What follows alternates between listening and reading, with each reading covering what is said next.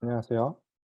오늘은 네트워크 프로그래밍, 즉 소켓 프로그래밍에 대해서 살펴보려고 합니다.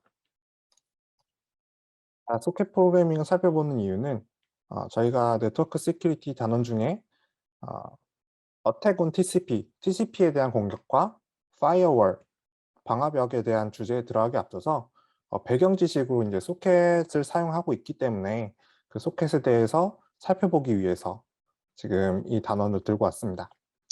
일단 첫 번째 강의에서는 소켓에 대한 내용이 굉장히 이제 파일 입출력과 관련이 큽니다. 그래서 파일 입출력에 대한 기초를 먼저 살펴보려고 합니다. 그 이후에 이제 파일 입출력과 소켓이 어떻게 닮아 있고, 이제 그 소켓은 또 어떻게 동작을 하는지에 대해서 살펴보겠습니다. 사실 이 파일 입출력이라는 것은 크게 두 가지로 나눠집니다. 지금 저는 이제 C 프로그래밍에 대해서 살펴보고 있는데, 그러니까 C에서의 파일 입출력은 크게 두 가지로 나눠지는 게, 첫 번째는 ANSYS라고 불리는 미국 국립표준협회에서 사용하는 아, 정의한 그런 C라고 볼 수 있고, 이 C에서의 파일 입출력이 있습니다.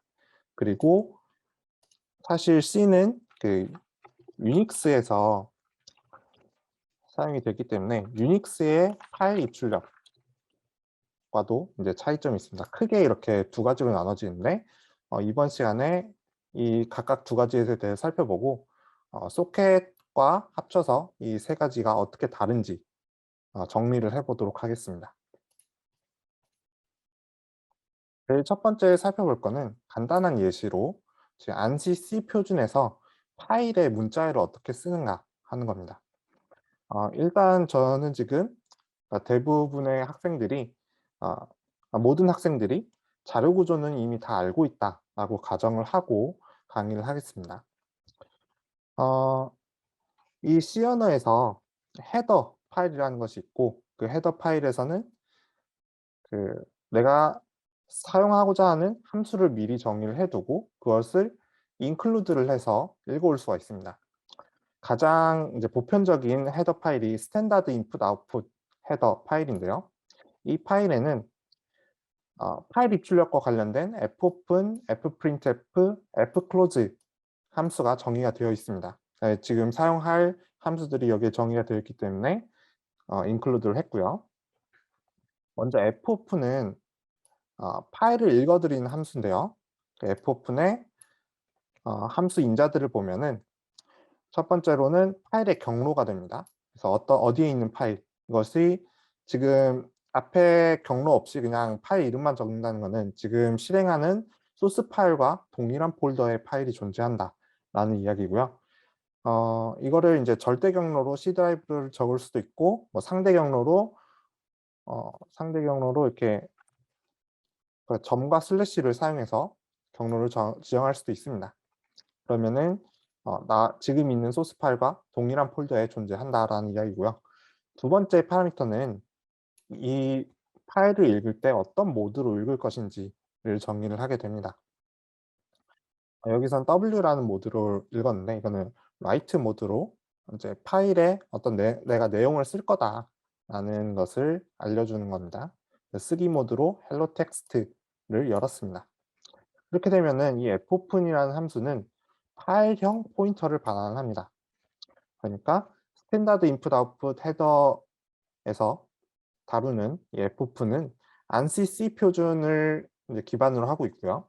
이 ANSI C 표준의 파일 입출력은 파일이라는 구조체가 있고, 이 파일에 어떤 포인터, 파일을 가리키는 포인터가 있고, 그 파일형 포인터로 이제 파일을 다루게 됩니다. 그래서 fp라는 파일형 포인터로 리턴을 했습니다. 그러면은 우리가 파일에 입력을 할 건데, 문자열을 쓰기를 할 건데, 그때 사용한 함수는 fprintf입니다. 우리가 보통은 printf를 많이 쓰죠. 화면에 출력을 할 때. 화면에 출력 대신에 파일에 출력을 할 거기 때문에 fprintf를 사용을 했고요.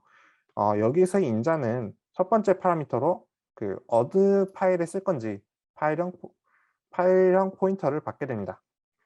그다음에는 이제 보통 우리가 쓰는 printf의 형태와 똑같은 형태로 어떤 문자열을 쓸 건지 정의를 하고요. 여기서는 스트링 하나하고 뭐 숫자 하나를 쓰는데 헬로와 100 이라는 숫자를 적는다라는 거고요. 이 파일형 포인터를 스탠다드 아웃풋이라는 것을 사용을 해서 이 매크로를 사용을 하면 화면 출력으로 할 수도 있습니다. 그러니까 이거는 fprintf는 사실 어떤 파일에 출력하라는 건데 스탠다드 아웃풋이라는 거는 화면을 말해주는 어떤 매크로입니다. 그래서 스탠다드 아웃을 적고 똑같이 이제 fprintf에 있는 문자열과 같은 걸 적어주면 같은 문자열이 출력이 될 겁니다. 그 다음에는 우리가 이 파일형 포인터를 다 사용을 했으니까 파일 포인터를 닫게 됩니다.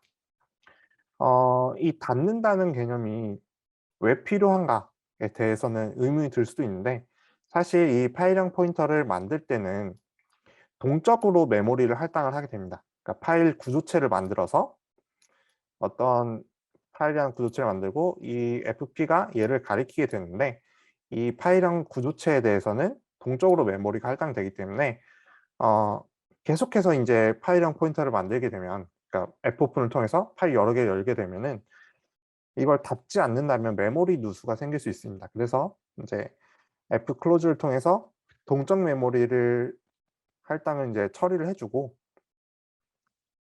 메모리를 초기화를 시켜 주고 그다음에 구조체 내용도 초기화를 해 주게 되는 겁니다.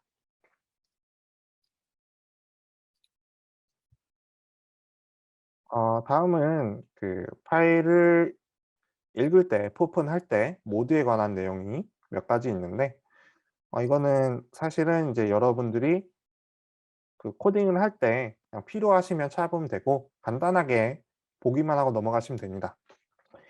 R이라는 건 리드 모드고 이제 읽기 전용으로 읽는다는 거고요. 파일이 꼭 있어야 된다라는 게 인제 특징이고 라이트는 쓰기 전용으로 이제 리드를 할 수는 없습니다. 그 A는 append의 약자이고요. 붙여 쓰다라는 의미죠. append를 쓰게 되면은 그냥 write를 쓰면 그 파일을 열어서 파일에 내용이 있든지 없든지 간에 새롭게 덮어쓰기를 수행을 합니다.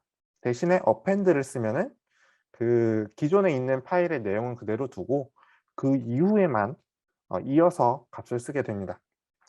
이거를 인제 읽기 쓰기를 동시에 하기 위해서 인제 플러스라는 인자를 추가로 넣어서 작성을 하게 되고요.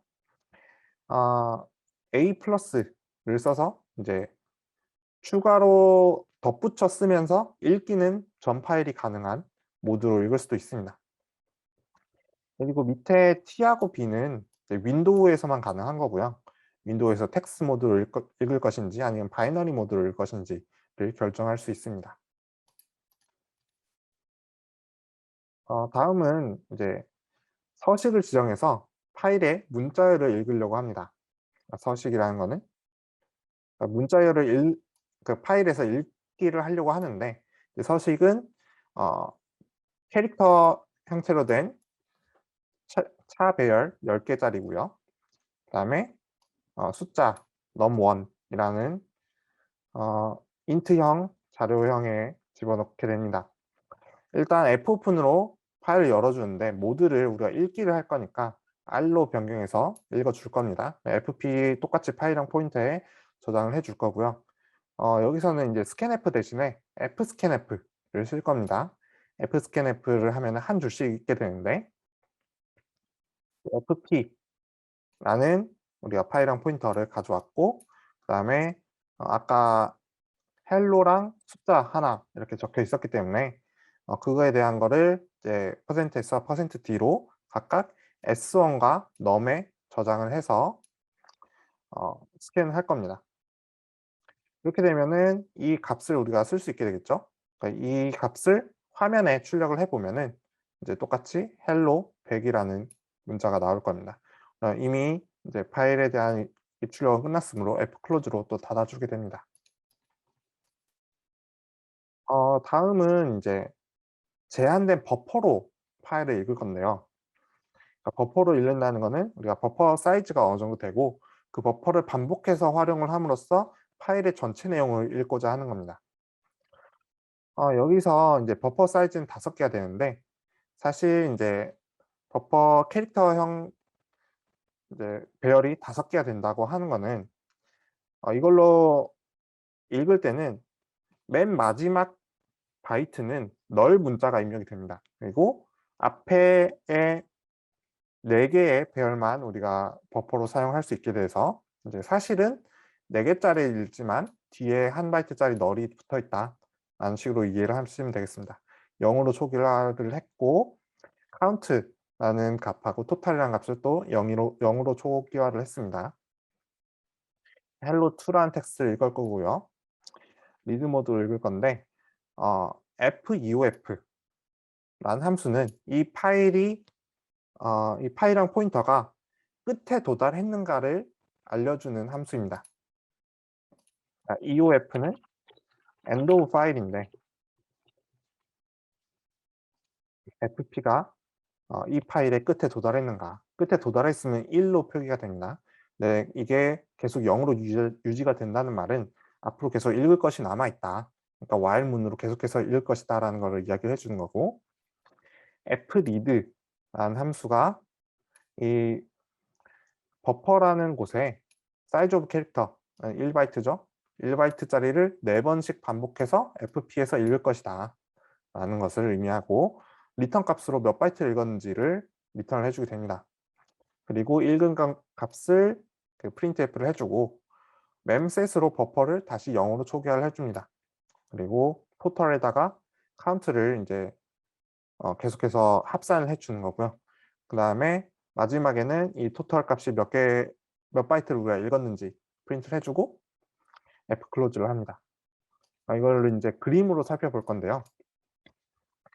동작 과정을 그림으로 살펴보면 hello2라는 텍스트에는 hell a b c d world 느낌표까지 이렇게 13바이트가 저장이 되어 있습니다.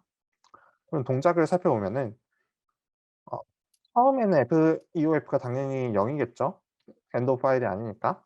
그리고 fread는 1바이트씩 4번 반복해서 읽는다고 했으므로 이제 0에서 4까지 순방향으로 이동을 할 겁니다. 이 HEALLA라는 것들이 출력이 될 거고 다음에는 이 FP는 4번째를 가리키게 됩니다. 그리고 똑같이 FP가 0이므로 또 4바이트를 읽을 거고요. 4바이트를 읽고 나서 또 출력을 한 다음에 FP에 FEOF를 검사할 겁니다. 또 아니니까 4바이트 읽어서 출력을 하고 12번째로 넘어가게 됩니다. 12번째에서는 이제 또 FP가 0인지 검사를 했더니 당연히 0이 아니죠. 그리고 fread로 4바이트를 읽을 겁니다. 1바이트씩 4번 읽을 건데 그렇게 되면 FP는 지금 존재하지 않지만 FP 이 hello2의 텍스트를 넘어서 비어있는 공간에 도달하게 됩니다. 그럼 마지막에는 이제 FP가 비어있는 공간이기 때문에 1을 리턴할 거고 반복문이 끝나게 되겠죠. 근데 fread는 이 13번째까지만 읽고 이 13이라는 숫자를 이제 최종 토탈 값으로서 리턴을 출력을 해주게 될 겁니다. 다음은 이제 파일 입출력에서 구조체를 읽고 쓸 건데요. 우리가 ANSI C 표준에서는 파일 형태의 어떤 구조체를 다루고 있기 때문에 구조체를 읽고 쓰는 것도 중요한 이제 배경 지식이 되겠습니다. 보통은 우리가 방금 전까지는 텍스트 파일 형태로 읽고 쓰기를 했는데 대부분의 응용들은 이제 공간에 대한 절약을 하기 위해서 바이너리 형식으로 읽고 쓰기를 하고 있습니다. 이 바이너리를 쓰게 되면은 일단 이 밑에서 자료의 공간 효율성에 대해서 살펴보겠습니다. 우리가 저장하려는 값은 이 텍스트 파일에서 나온 것처럼 100, 200, 300, 400 이 숫자들을 저장을 할 겁니다. 텍스트 파일로 저장을 할 거면은 ASCII 형태로 저장을 할 거면 각 값이 1 바이트를 차지하기 때문에 12 바이트가 필요합니다. 근데 이걸 바이너리 파일로 저장을 하게 되면은 위에는 쇼트 자료형으로 저장을 했습니다. 2 바이트짜리 숫자형 숏 단위로 저장을 할 건데 2 바이트로 각각 나눠 저장을 하면 100은 0x64 라고 인제 16진수로 저장이 됩니다. 근데 16진수로 저장이 되는데 우리가 보통 윈도우 인텔 CPU는 리틀 엔디언을 사용한다고 했습니다. 리틀 엔디언을 사용을 하면은 이제 뒤에 있는 끝수가 앞으로 나오게 되죠. 그래서 6400으로 저장이 되고요. 마찬가지로 200도 이 C8과 00 이렇게 저장이 되고 300 같은 경우는 0x12C로 되는데 이 C가 먼저 저장이 되고 그다음에 01이 저장이 됩니다. 마찬가지로 90 저장되고 01이 저장되고 이렇게 되면은 이제 8바이트로 똑같은 내용을 저장을 했기 때문에 훨씬 인제 공간 활용 효율이 높아지게 됩니다. 이 형태로 지금 파일 구조체를 읽어 볼 텐데요. 어 일단 구조체를 정의를 합니다. 구조체를 정의를 하는데 여기서 어 이 프라그마라는 이 문구를 써 주지 않는다면 프라그마 팩을 써 주지 않는다면 사실 구조체가 우리가 이 1 바이트 지금 캐릭터 하나, 숏 하나, 인트 하나, 캐릭터형 배열 20 바이트짜리 이렇게 저장을 한다고 치면은 사실 생각하는 것이 1 바이트 그리고 2 바이트, 4 바이트, 20 바이트가 어떤 저장 공간에 이렇게 끊임없이 저장이 될 것이다. 이어서 저장이 될 것이다라고 생각을 하는데 아 대부분의 구조체들은 어떤 컴파일러 측면에서 이걸 컴파일할 때 최적화를 수행을 합니다. 최적화를 수행을 해서 이거 같은 경우에는 이 int를 기준으로 4 바이트를 기준으로 어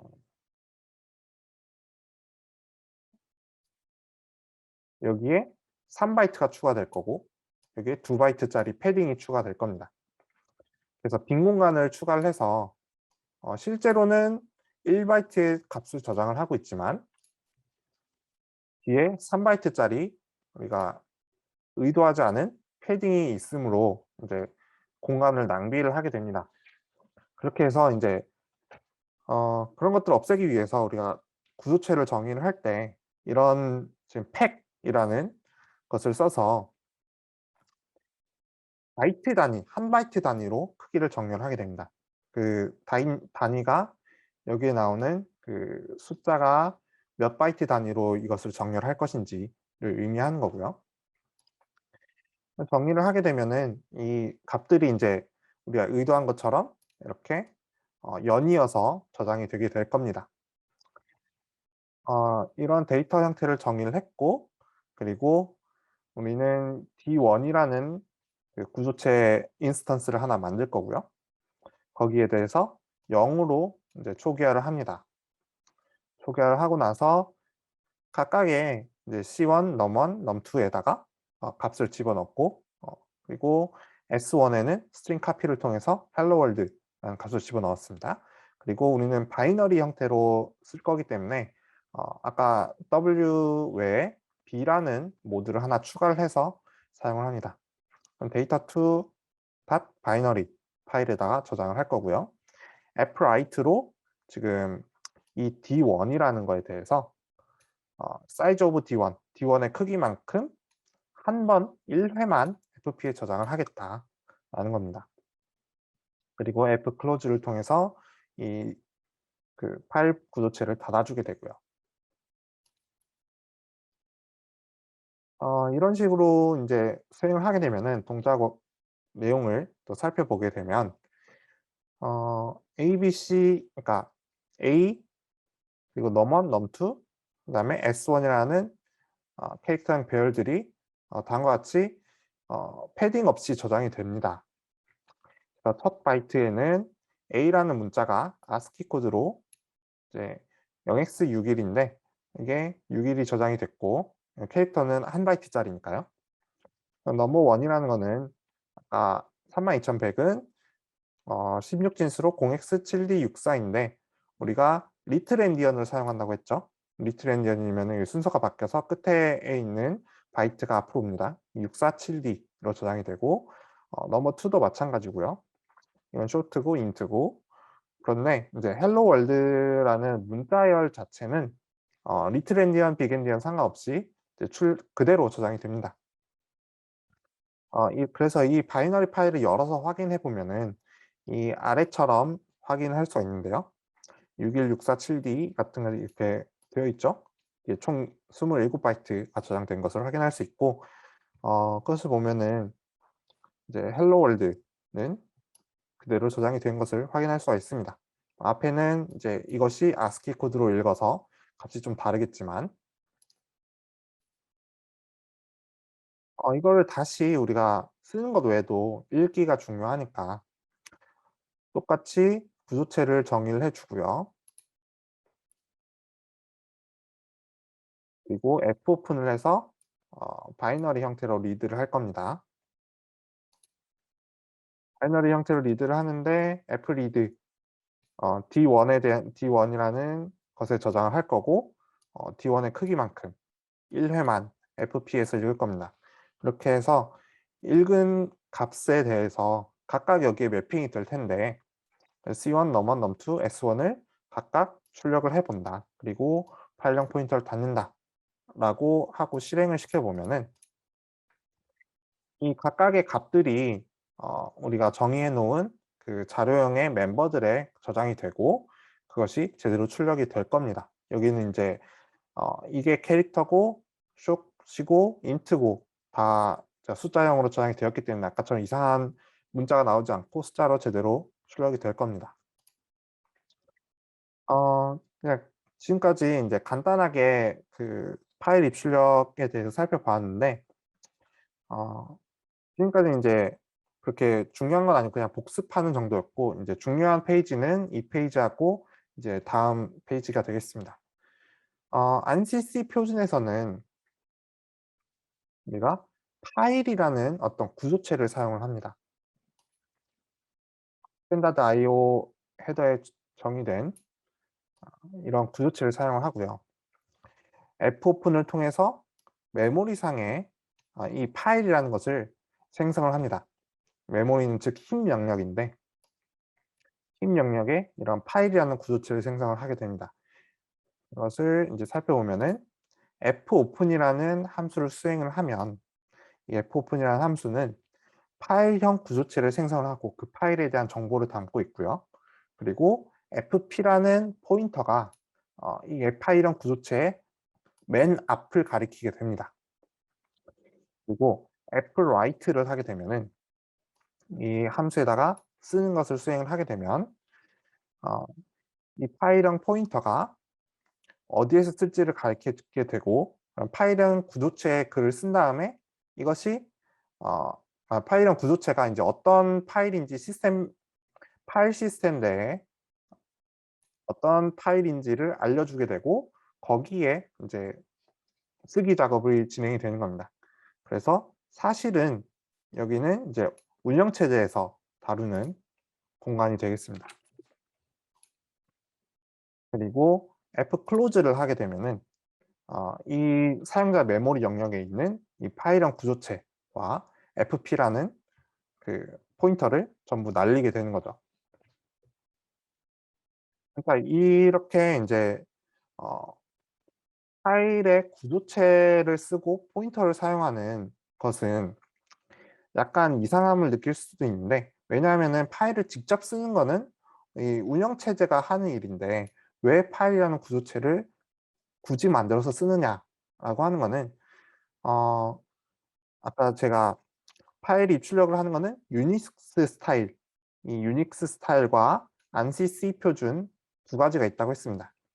기존에는 유닉스 스타일만 있었는데 이 유닉스만 운영체제가 유닉스만 있는 게 아니므로 이제 다양한 운영체제에서 C 언어를 기반으로 사용을 하고 있는데 유닉스 스타일의 파일 입출력을 그대로 쓸 수가 없어서 이제 유닉스 스타일 대신에 안시 C 표준이라는 것을 새로 만듦으로써 이제 다양한 운영체제에서 이 운영체제는 알아서 디펜던시를 하지만 그 상위에서 어플리케이션 사용자 레벨에서는 이렇게 다루겠다라고 정의를 해 놓은 겁니다. 즉 이제 서로 다른 운영체제를 고려하였다라고 생각하시면 되겠습니다.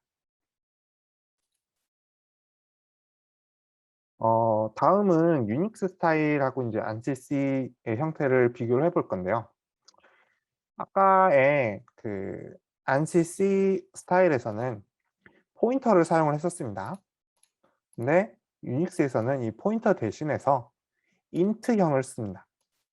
int형인 파일 디스크립터, 주로 fd로 이제 약자로 사용을 하는데 파일 디스크립터라는 것을 사용을 해서 파일에 접근을 하게 됩니다. 우리가 프로세스에서 이제 파일을 열게 되면은 커널 메모리 영역에 프로세스 제어 블록, 프로세스 컨트롤 블록이라는 것이 있어서 여기에서 이제 파일 fd, 파일 디스크립터하고 파일의 포인터를 다루게 됩니다. 파일의 포인터라는 것은 이제 아까 ANSI C에서 다룬 그 파일 구조체 포인터랑은 같은 것이 아닙니다. 이제 그거는 이제 생각을 해 두셔야 되고, 그리고 이 fd와 파일의 포인터를 기록한 파일 디스크립터 테이블을 유지를 하게 됩니다. 아 ANSI C 파일이 이제 구조체 형태로 만들어서 사용자가 구조체에 직접 접근을 하면은 이제 파일이 어떤 정보를 가지고 있다라는 걸 알 수가 있게 되는데 유닉스는 단순히 이 int형 정보만 주기 때문에 번호표만 제공한다라고만 아시면 되겠습니다. 이것을 이제 함수별로 살펴보면은 똑같이 오픈을 하는데 fopen이 아니고 이제 오픈이죠. 오픈을 하는데 오픈을 하면은 리턴 값이 int형입니다. int형 fd가 돼 있는데 int형으로 어떻게 찾아가라고 하지만 사실 이제 PCB 안에 이런 테이블이 있고요. 테이블에 내가 어떤 파일을 건드릴 것인지 파일 시스템에 대한 포인터가 있고 그 포인터에 대해서 이 디스크립터 넘버를 주는 겁니다. 그러면 내가 이 fd만 있으면은 파일의 포인터를 알고 그 파일의 포인터를 통해서 운영체제가 알아서 파일 시스템에 접근을 할 겁니다. 그래서 write를 하게 되면은 write에 fd라는 인자를 주게 되면은 이 fd라는 숫자 10을 찾고 이 테이블에서 10을 찾고 그다음에 포인터를 찾아서 그 파일 시스템에 값을 write를 하게 될 겁니다. 그 close를 하게 되면은 이 테이블의 그 행을 삭제를 하게 되는 거죠. 어 이것을 인제 크게 비교를 해 보면은 사실 네 흐름 자체는 오픈 그리고 입출력 그리고 클로즈 형태가 됩니다. 그래서 앞에서 인제 ANSI C 표준을 다시 보면은 fopen을 하는데 파일형 포인터를 썼고요. fwrite를 하는데 fp라는 인수가 맨 끝에 위치를 하게 됩니다. 이게 이제 이 사람들이 정의를 하면서 유닉스의 파일 입출력과 헷갈리지 않게 혼동되지 않게 fwrite, ANSI C에서 쓰는 input, output 함수들은 그 이 파일 포인터를 맨 끝에 위치한다라는 거라고 인제 혼동하지 않도록 만들어 둔 거고요. 반면에 인제 유닉스에서는 그 파일 디스크립터가 먼저 나온 것을 확인을 할 수가 있습니다.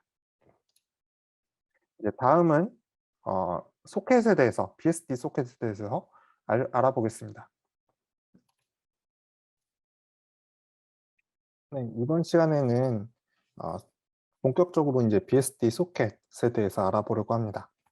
그래서 이번에는 소켓에 대한 배경 지식하고 소켓이 실제로 무엇을 말하는 것인지에 대한 정의, 그리고 실제 소켓이 어떻게 구현이 되어 있는지에 소켓 API의 동작 과정, 그다음에 간단한 소켓 프로그램의 예시를 분석해 보려고 합니다.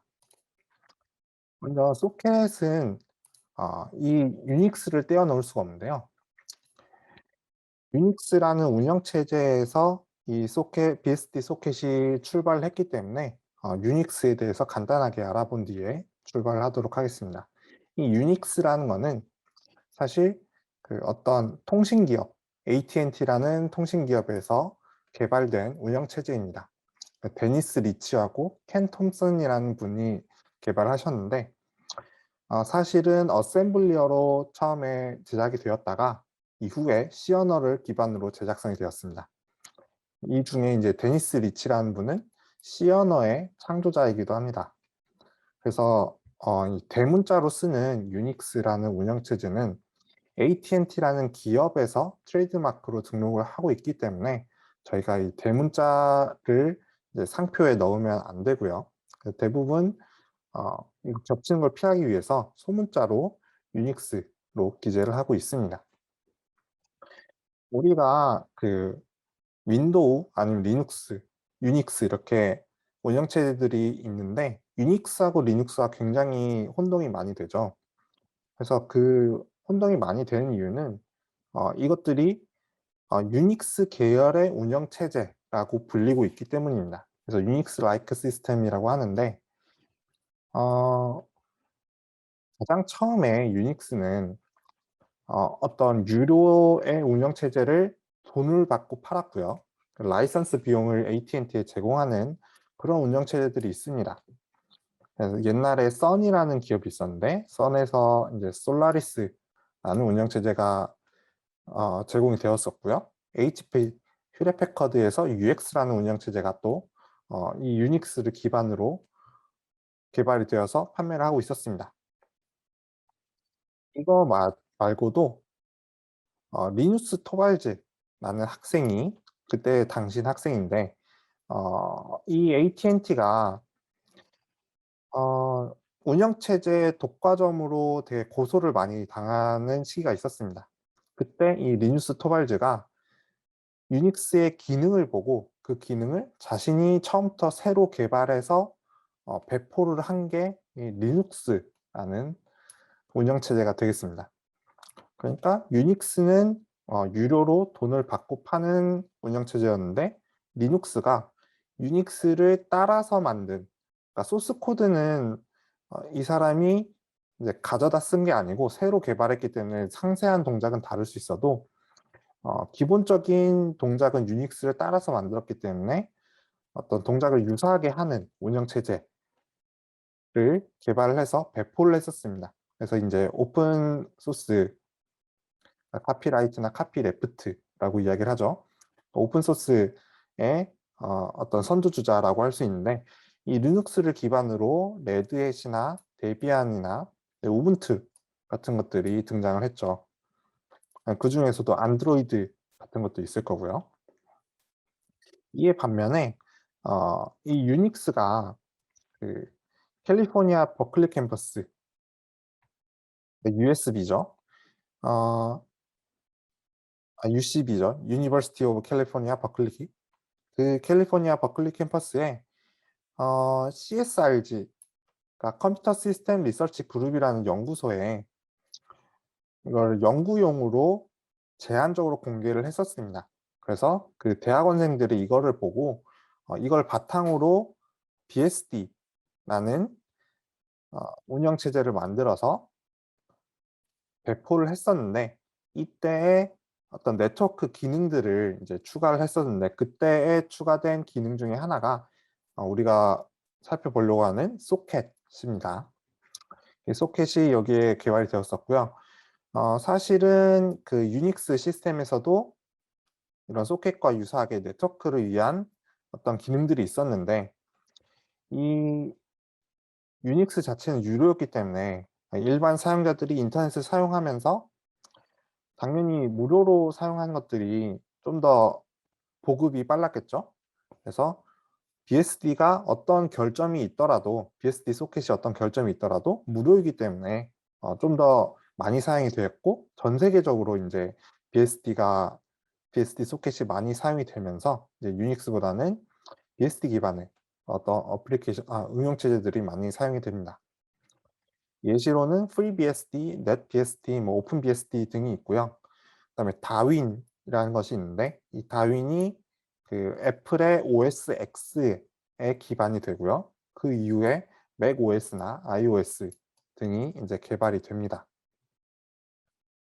그래서 인제 안드로이드는 리눅스 계열이고 이제 애플은 BSD 계열이다. 그래서 쪼끔 다른 것을 확인할 수가 있습니다. 그래서 그 BSD 소켓이 나오고 그 이후로도 인제 이런 유닉스 계열의 운영 체제들은 많이 발전을 했습니다, 여러 버전이 나오면서. 그렇기 때문에 인제 이 소켓들도 굉장히 많은 버전이 있었고 이거를 표준화하기 위해서 여러 기국에서 이제 표준화를 제시를 합니다. 여기서 그림에서 살펴보면은 ISO도 있고요. IEEE도 있는데 이를 통해서 어 그 표준이 제시가 되었고 이 그림을 다 이해할 필요는 없고요. 이러한 기관들의 협력으로 인제 포직스라는 그 유닉스 계열의 API 규격이 이제 나왔다. 그래서 인제 소켓 BSD 소켓도 이 포직스를 따르고 있습니다. 소켓 프로그래밍에 대해서 다시 돌아가서 소켓 프로그래밍이랑 아까 말씀드렸던 유닉스 계열 운영체제 중에 BSD에 포함된 TCP/IP 네트워킹 구현에서 사용되는 BSD 소켓스 API를 바탕으로 한 프로그램을 이야기를 합니다. 여기서 어 이 소켓 S라고 붙는 이유는 그 소켓이 단순히 클라이언트 혼자만 사용하는 것이 아니라 서버 측에서도 인제 소켓이 있어야 되고 소켓들 간의 통신을 수행하기 때문에 복수용으로 사용을 하고 있습니다. 이 소켓은 1983년 4.2 BSD에 처음 등장을 했었습니다. 그리고 현재는 어 대부분의 사실상 모든 소켓 API는 이 소켓 BSD 소켓 API를 따르고 있고요.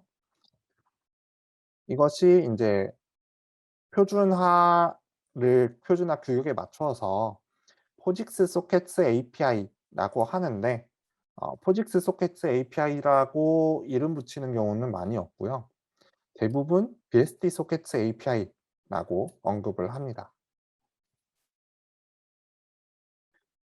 그러면은 인제 표준화 기구에서 정의한 이 소켓이란 어떤 것을 의미하느냐를 정의를 한번 살펴볼 텐데 RFC 793은 TCP 표준을 정의한 문서입니다. 이 문서에 따르면 소켓은 어떤 하나의 어드레스인데 그 어드레스가 인터넷 어드레스하고 TCP 포트를 컨캐티네이션 한 거다. 근데 이 인터넷 어드레스는 네트워크 주소, 즉 IP 주소를 가리키고요. 그리고 TCP 포트는 이제 포트 번호를 가리킵니다. 그래서 소켓을 IP 주소와 포트 번호를 연결한 것으로 정의를 하고 있다라고 알고 계시면 되겠습니다. 이거는 인제 표준상에서 어떤 정의에 관한 문제고요.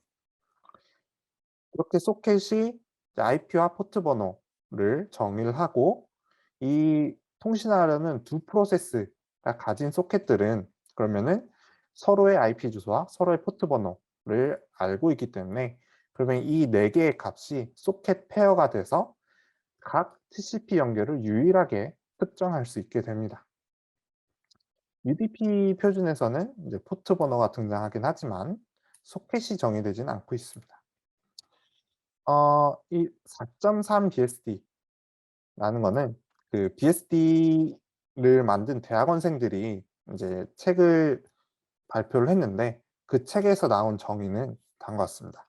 그래서 BSD 소켓은 어떤 임시적인 객체이고 이 임시적인 객체는 인터 프로세스 커뮤니케이션을 위한 객체이다라는 것이고 그리고 임시적인 객체라는 거는 어떤 프로세스가 디스크립터 레퍼 그러니까 이 소켓을 참조하는 디스크립터를 가지고 있을 때까지만 유효한 그런 객체이다라는 걸 말합니다. 즉 이제 이 책에서는 BSD 소켓이 소켓 디스크립터로 특정되는 임시적으로 존재하는 어떤 객체다라는 것을 이야기하고 있는데, 그 객체는 어떤 reliable한 딜리버리, 데이터의 reliable한 딜리버리에 사용이 되거나, 혹은 메시지 오더링을 보존하거나 메시지 바운더리 같은 것들을 보존하는 데 사용이 되는 그러한 것을 이제 소켓이라고 정의를 하고 있습니다. 이건 지금 이제 소켓을 좀 추상적인 의미에서 정의를 한 거고요. 표준상에서 정의를 했던 것이고, 이제 구현상에서 보면은 그 아까 BSD 4.3에서 대학원생들이 인제 책을 썼다고 했는데, 실제 개발자죠, 그 대학원생이. 그중에서 한 명이 쿼터맨이라는 사람인데, 이 쿼터맨이 논문을 쓴 거에 살펴보면은 논문에서는 좀 더 구현적인 이야기를 하고 있습니다. 이 소켓은 어떤 커뮤니케이션의 엔드 포인트인데, 그 엔드 포인트가 어떤 어드레스에 관련된 거고, 그 어드레스는 어떤 소켓의 도메인의 커뮤니케이션을 위한 주소이다라는 거를 다루고 있고, 그리고 쭉 이야기를 하다가 그다음에 이 소켓은 어떤 스트럭처를 가지고 있는데, 우리가 만약에 여러분이 유닉스 운영 체제에 대해서 배우셨다면 이제 아이노드 스트럭처라는 것을 아실 텐데, 혹은 몰라도 상관없습니다. 어쨌든 이것과 대응되게 소켓 스트럭처라는 거를 이제 제시를 했고요. 이 소켓 스트럭처에는 소켓의 타입이나 스테이트, 그리고 데이터 인풋 아웃풋 큐들을 관리를 하고 있다라는 것이 이제 소켓에 대한 어떤 구현에 관한 내용을 이야기를 하고 있습니다. 정리를 해보면은, 소켓이 통신 도메인과 주소를 담는 어떤 구조체의 형태로 구현이 되어 있다라는 걸 밝히고 있는 거고요. 그리고 유닉스 운영체제 아이노드 구조체와 유사한데 소켓 스트럭처에는 소켓 타입이나 상태, 입출력 데이터 큐 등을 다루고 있다라는 것만 알고 계시면 되겠습니다.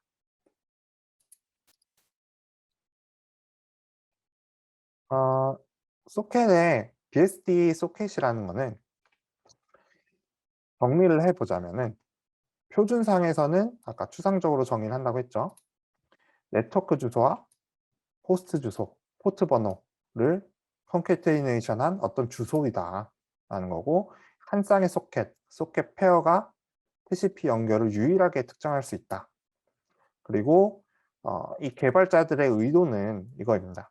전 세계에 여러 프로토콜이 존재를 할 텐데, 그 프로토콜을 소켓이라는 하나의 추상적인 개념을 통해서 통신이 가능하게 한다. 그렇게 이제 이런 개념을 갖고 있기 때문에 구현이 굉장히 복잡하게 일어난 겁니다. 구현에 있어서는 인터프로세스 커뮤니케이션을 위한 하나의 엔드포인트다. 그리고 유닉스의 파일 IO와 유사한 점을 가지고 있으며 포직스 API 규격을 따른다 라는 것까지 알고 계시면 되겠습니다. 소켓에 좀 더 집중을 해보면은, 소켓은 아까 말씀드렸듯이 어떤 인터프로세스 커뮤니케이션을 위한 엔드포인트고요. 소켓 API는 그러한 소켓을 다루기 위해서 그 어플리케이션 단에서 소켓을 어떻게 다루는지 값을 이제 넘겨주는 그런 API가 되겠고, 그림에서 살펴보면은 소켓 자체는 이제 오퍼레이팅 시스템에서 운영 체제에서 다루고 있는데, 이 소켓 API가 운영 체제에서 제시가 되고요. 제공이 되고, 우리는 응용 프로그램에서 이런 소켓 API를 활용을 해서 커널 안에 있는 소켓을 시스템 콜로 다루게 되는 겁니다. 그림에 살펴보면은 TCP/IP의 프로토콜 레이어가 있고, 이제 실제적으로 연결하는 인터페이스 레이어가 있는데, 그 위에 이 TCP/IP를 다루는 소켓 레이어가 위에 존재하고 있는 것을 확인할 수가 있습니다. 그래서 이제 소켓이 정의하는 어떤 값들을 살펴보면은, 로컬 소켓 어드레스, 그러니까 자신의 IP 어드레스하고 포트 번호를 말합니다. 그리고 이런 소켓이 연결을 하기 위해서 어떤 서버에 대한 정보가 주소 정보가 필요한데 리모트 소켓 어드레스가 필요합니다. 서버에 대한. 그리고 이 소켓이 어떤 프로토콜을 다루고 있는지 TCP인지 UDP인지 이거는 이제 소켓의 어떤 매크로로 정의가 되어 있는데 그 TCP는 데이터 스트림으로 사용한다라고 정의를 하고 있고 UDP는 데이터그램 형태로 사용을 한다라고 정의가 되어 있습니다. 자세한 거는 이제 뒤에서 예시를 보면서 살펴보도록 하겠습니다. 우리가 지금까지는 이제 유닉스 계열에서 이 BSD 소켓 API를 다루었다면 전 세계의 모든 소켓 API가 이 BSD 소켓 API 사실상 BSD 소켓 API다라고 이야기를 했는데 윈도우에서도 이걸 다루느냐? 대답은 yes입니다. 윈도우에서도 물론 이 유닉스 계열의 소켓을 다루고 있습니다. 근데 대신 그 이름을 윈도우 소켓 API라고 소개를 하고 있습니다. 위에 제목에 보시면은 WSA라고 했죠. WSA라고 쓰고 혹은 윈속이라고도 사용을 합니다. 그러니까 윈도우에서는 여러 종류의 네트워킹 API를 제공을 하고 있는데 그중에서도 이제 전 세계적으로 BSD 소켓 API가 많이 사용이 되니까 이걸 무시할 수 없어서 자신들이 이제 BSD 소켓 API를 윈도우로 포팅을 해서 가져와서 제공을 하고 있습니다. 그 외에도 이런 윈속 커널이나 RPC 그리고 웹 억세스 API, 넷바이오스 같은 것들을 제시를 하는데 우리가 보통 윈도우의 네트워킹 API라고 하면은 윈도우 소켓 API를 말하고 있구나 라고 생각을 하시면 되겠습니다. 윈도우에서 소개를 하는 윈속은 정말로 그 BSD 소켓의 임플리멘테이션을 가져온 것이고요. 윈속 2.2 버전에 들면서 그 BSD 소켓 외에도 그러니까 BSD 소켓에 어떤 피처들을 추가적으로 애드를 했다라는 것을 밝히고 있습니다. 윈도우만의 어떤 기능들을 더 추가를 했다라는 것을 이야기를 하고 있습니다. 결국에는 이제 유닉스의 네트워킹 응용을 쉽게 가져와서 윈도우에 이식할 목적으로 BSD 소켓 API를 가져와서 구현을 했는데 계속하면서 이거를 개선을 하고 있다. 윈속 2.2 그리고 계속해서 버전업을 하면서 개선하고 있다라고 보시면 됩니다. 윈속 API를 쓰려면은 그 C 프로그램을 하는 데 있어서 이러한 프라그마를 작성하시면 됩니다. 정적 API를 쓸 건데, 정적 라이브러리를 쓸 건데, 이 윈속 2.32 라이브러리, 정적 라이브러리를 링크를 하고요. 코드 상단에. 그리고 이 윈속 3이 DLL, 다이나믹 라이브러리를 또 가져와서 링킹을 해야 됩니다. 소켓 사용 전에 WSA 스타트업 함수를 호출해서 이 동적 라이브러리를 불러오는 거고요. 이렇게 코드 형태를 보면은 이 윈도우 소켓을 정의를 하고 API를 정의를 하고 WSA라는 걸 정의를 하고 WSA 스타트업을 해서 이제 소켓을 불러오게 되는 겁니다. 이제 윈속이 끝나면은 WSA 클린업 함수를 호출을 하는데요. 이걸 하면은 이제 TCP 연결들이 전송중인 연결들이 바로 종료가 되기 때문에 이거를 바로 부르기 전에 클로즈는 저희가 TCP 그 스테이트 트랜지션을 보면은 클로즈를 내가 한다고 해서 바로 되는 것이 아니라 상대방이 어떤 반응을 보여줘야 이게 정말로 클로즈가 된다라고 했었죠. 대신에 이 클로즈 함수 대신에 셧다운이라는 함수를 쓰면은 연결 종료를 기다리게 됩니다. 그래서 연결 종료를 기다려서 종료가 되면 그 이후에 WSA 클린업을 사용을 하면 되겠습니다. 우리가 이제 소켓이라는 것을 살펴보았고요. 이 소켓은 실제로 클라이언트와 서버 모델에서 사용이 됩니다.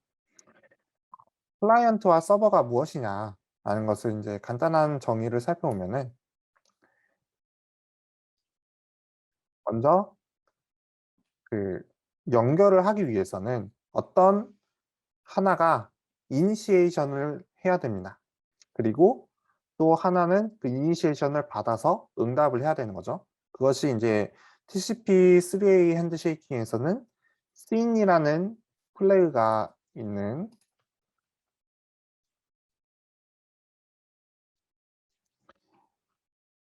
3A 핸드쉐이킹에서는 먼저 클라이언트라는 역할을 수행하고 있는 호스트가 SYN 패킷을 보내죠. 그리고 서버가 SYN에 대한 응답으로 SYN에 대한 acknowledgement하고 자신도 SYN을 보냅니다. 그 다음에 이제 클라이언트가 여기에 대한 에크를 보내게 되죠. 이러한 과정을 수행하는 이니시에이션을 하는 프로세스가 클라이언트가 됩니다.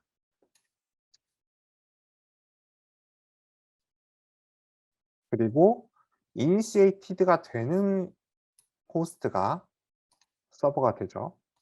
이 클라이언트 서버 모델에서 피어 투 피어 커뮤니케이션이 발생할 수 있는데, 피어 투 피어를 하면은 각각의 호스트가 서로 클라이언트이면서 서버인 그런 동작을 수행을 할 수도 있습니다.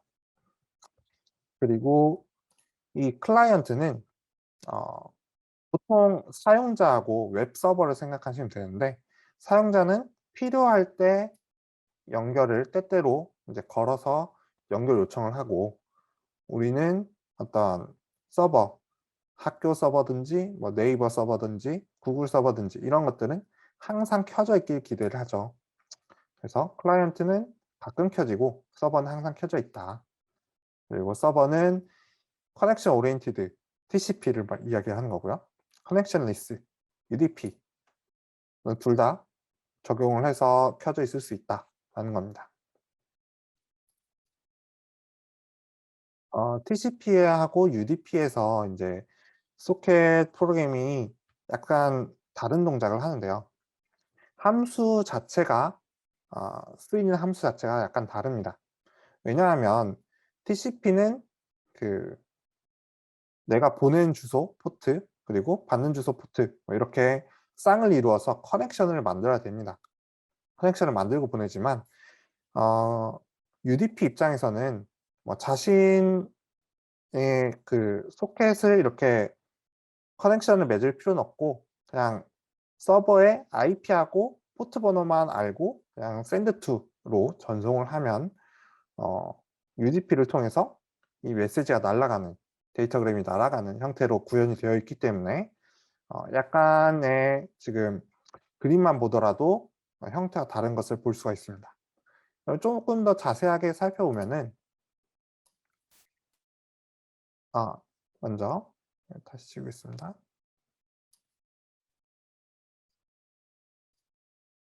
왼쪽이 TCP 모델이고 오른쪽이 UDP 모델입니다. TCP의 클라이언트를 살펴보겠습니다.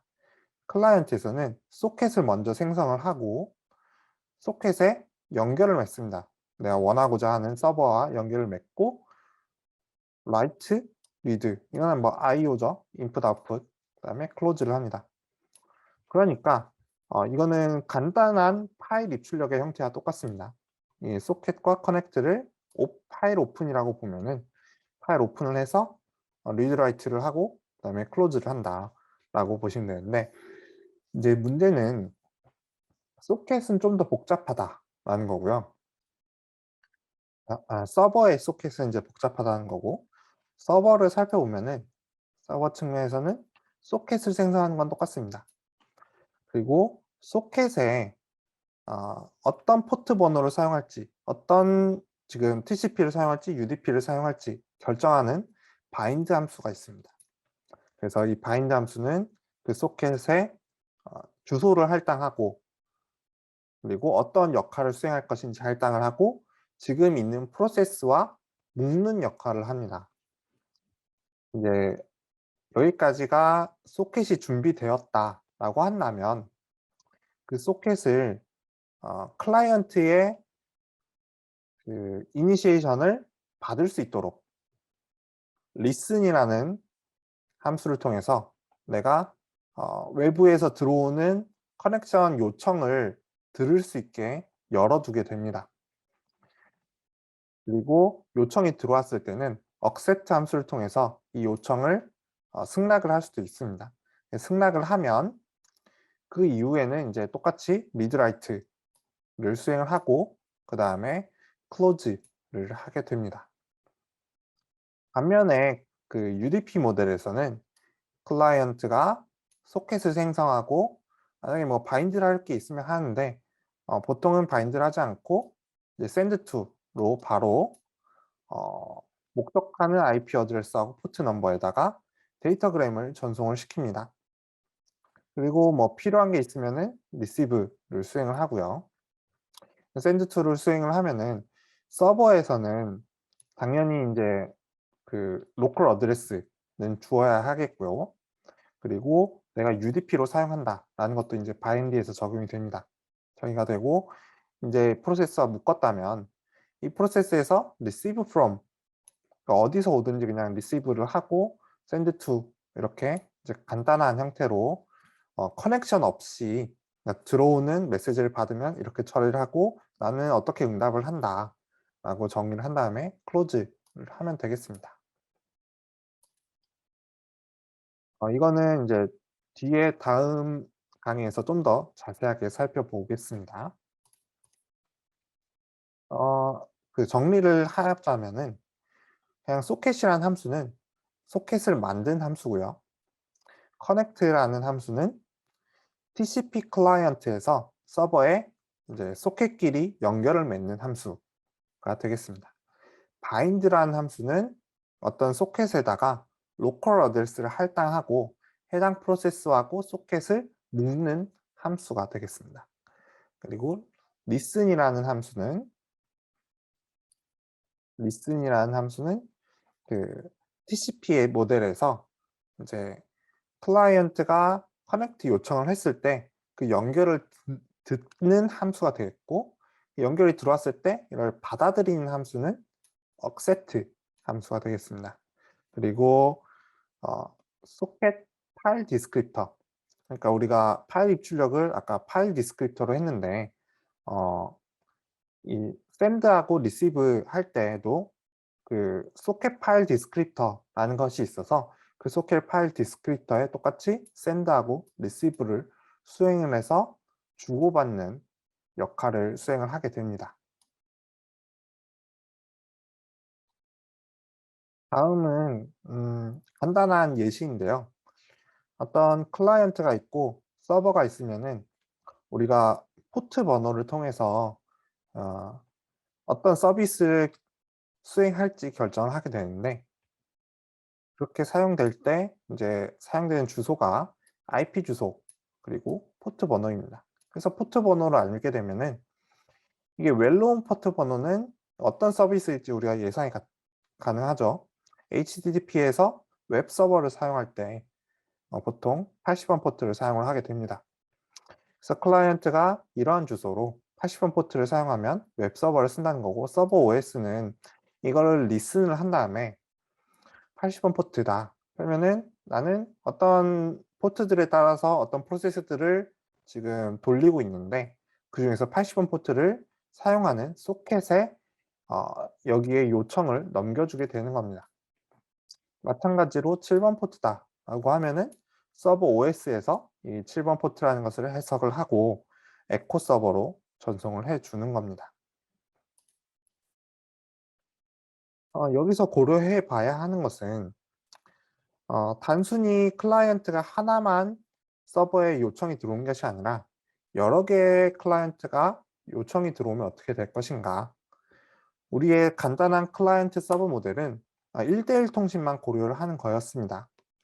그런데 실질적으로 서비스를 하기 위해서는 서버는 여러 클라이언트 동시에 응답을 해야 되죠. 그런데 방금 나온 그런 함수들을 보면은 클라이언트 1이 커넥트를 요청을 했고 서버가 accept를 했으면은 여기에 대한 어떤 리턴 값을 주고 어 서버가 accept를 리턴을 하면 여기 클라이언트 1에 대한 서비스를 제공하기 위해서 클라이언트가 어떤 데이터를 보낼지에 대해서 서버는 계속해서 대기를 하게 됩니다. 그러면 이러한 서비스가 끝나기 전까지는 어 유저가 만약에 클라이언트 1에 어떤 데이터를 입력하지 않고 있다라고 가정을 합시다. 그러면 데이터 입력이 없다라고 하면은 클라이언트가 서버에 가는 어떤 데이터도 없을 거고요.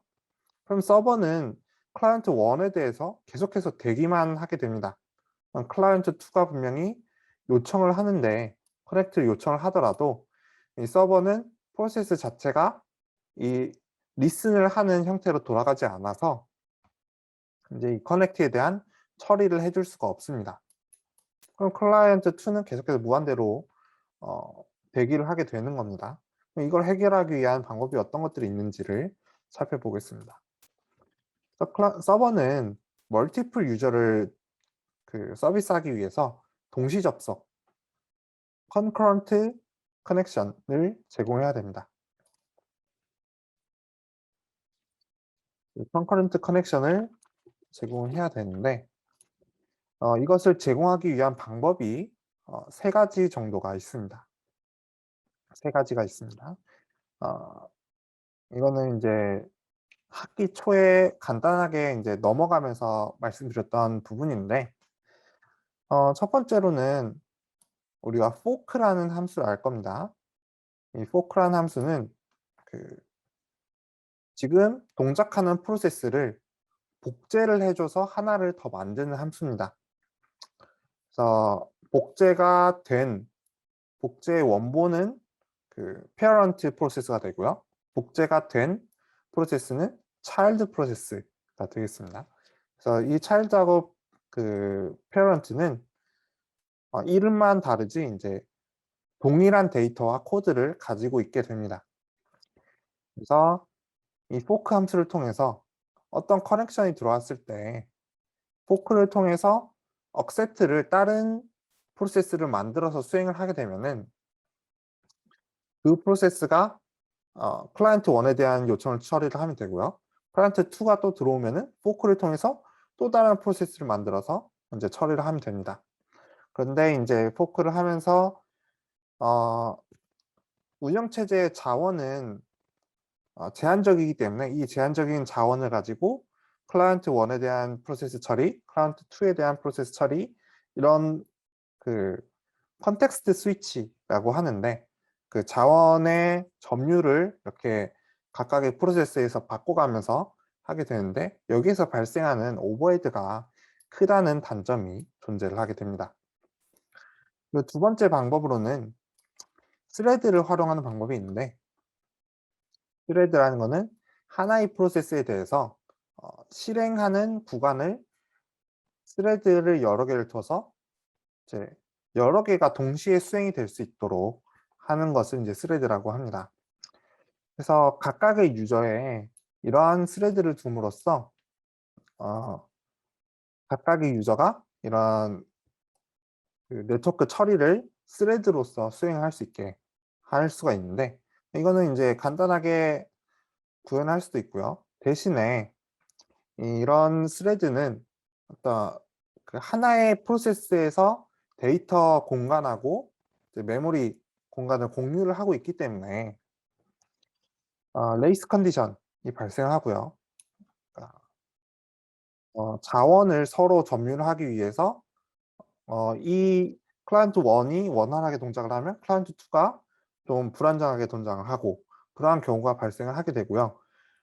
그리고도 이제 사용자 메모리가 가득 차거나 오버스택이 발생하거나 하면은 의도치 않은 데이터 공유의 에러가 또 발생할 수가 있습니다. 그리고 마지막은 select 펑션을 활용하는 건데요. 음, 이 select 펑션은 어떤 소켓 디스크립터를 여러 개를 두고 이거를 모니터링을 하다가 이벤트가 발생을 하면 이거를 이벤트 베이스드 메소드라고도 합니다. 이벤트가 발생을 하면 그 소켓 디스크립터로 가서 이제 프로세스를 처리를 하는 겁니다. 그러니까 동시에 여러 소켓을 다루는 것이 아니라 여러 사용자로부터 이벤트는 이제 동시에 들어오지 않고 순차적으로 들어올 것이다 라는 것이기 때문에 하나의 이벤트가 발생하면 이제 그 이벤트를 찾아가서 처리를 하고 다시 돌아오면 된다라는 겁니다. 이렇게 되면은 이제 어떤 엄격하게 구분된 컨트롤 플로우가 생기기 때문에 레이스 컨디션에 대한 고려를 할 필요가 없지만 대신에 이러한 explicit 컨트롤이 굉장히 복잡할 수 있다라는 단점이 있습니다. 이 다음은 이제 소켓 프로그램에 대한 예시를 실질적으로 그 예제 코드를 분석을 해 볼 건데 그 프로그램 이름은 이제 데이타임 프로토콜이라는 것이고요. 굉장히 오래된 프로토콜입니다. 그렇지만 이 1983년에 정의된 굉장히 오래된 거지만 어 굉장히 간단한 프로세스를 가지고 있기 때문에 교육용으로 많이 사용이 되고 있습니다. 그래서 이걸 살펴보려고 하고요. 네, 이어서 이제 데이타임 프로토콜의 예시를 계속해서 살펴보도록 하겠습니다. 일단 데이타임 프로토콜은 그 TCP하고 UDP 두 개의 계열로 나눠지고요. 먼저 우리는 이제 TCP 기반의 데이타임 서비스를 살펴보려고 합니다. 간략하게 설명드리자면은 TCP 기반의 데이타임 서비스는 클라이언트가 서버에 TCP 연결을 요청을 하고요. 만약에 TCP 커넥션이 성공적으로 연결이 되었다라고 하면은 서버는 클라이언트의 어떤 응답이 없더라도 클라이언트가 어떤 요청을 따로 하지 않더라도 연결이 맺어졌으면은 날짜와 시간 등의 정보를 ASCII 문자열로 이제 응답을 해서 줍니다. 그 다음에 보낸 뒤에 곧바로 서버가 TCP 연결을 클로즈를 수행을 합니다. UDP는 그냥 그 연결을 따로 맺지 않고 클라이언트가 서버에 아무 내용이나 담아서 UDP 데이터그램을 보내면 클라이언트한테 서버가 그 응답을 보내고 바로 끝나게 됩니다. 이때 이 데이타임 프로토콜이 사용하는 포트 번호가 13번 포트로 웰로운 포트이기 때문에 포트 번호는 따로 지정해 주지 않아도 이 13번 포트로 접속할 거라고 가정하고 듣고 있습니다. 말씀드렸듯이 이제 오래전에 만들어진 프로토콜이라서 현재는 시간을 알기 위해서는 네트워크 타임 프로토콜이라는 것을 사용을 합니다. 그런데 이게 지금 데이타임 프로토콜은 간단하기 때문에 공부용으로, 교육용으로 많이 사용이 되고 있다라고 이야기를 했습니다. 그래서 이제 NIST라는 미국 국립표준기술연구소의 홈페이지에 들어가 보면은, 사이트에 들어가 보면은 데이타임 프로토콜 서버가 여러 개가 존재하는 것을 이제 볼 수가 있고요. 딱히 이렇게 표준상에는 포맷이 지정이 되어 있지는 않는데 그 시간이 이 사이트에서 보면은 시간 포맷에 대해서도 설명은 하고 있습니다. 일단 그 데이타임 프로토콜을 써서 그 수신한 정보에 대한 거를 이제 와이어샤크로 캡처를 한 다음에 읽어보면은 이제 아래처럼 나오는데요. 이 0A라는 거는 그 ASCII 코드로 라인 피드를 의미를 합니다. 라인 피드니까 엔터라는 의미죠, 그냥. 이런 것들을 포함을 해서 엔터 다음에 어떤 숫자가 나오고요. 그 다음에 뭐 연도, 날짜 나오고 시간이 나오게 됩니다. 이런 식으로 데이타임 프로토콜이 동작하는 것을 알 수가 있습니다. 그러면은 이제 소스 코드를 볼 텐데요. 이 데이타임 프로토콜의 소스 코드는 그 유닉스 네트워크 프로그래밍이라는 어, 좀 2000년대 초반 책에 이제 소스 코드가 나와 있고 그 책을 기반으로 약간 수정이 되어 있습니다. 이 책에서는 어떤 다양한 OS들에서 유닉스 BSD 기반으로 동작하는 걸 가정하고 있는데 윈도우즈 운영체제는 고려하고 있지 않아서 어, 이 위에처럼 위에 코드 있는 것처럼 만약에 운영체제가 그 윈도우일 경우에는 이제 어떤 것들을 인클루드를 해라라는 거를 따로 정의를 해 놨습니다. 보면은 우리가 윈도우 할 때는 아까 윈속 2를 라이브러리를 정적 라이브러리도 읽어 드려야 한다고 했고 윈속 2 적혀 있는 게 나오고 윈속 2에 TCP/IP 관련된 헤더도 보입니다.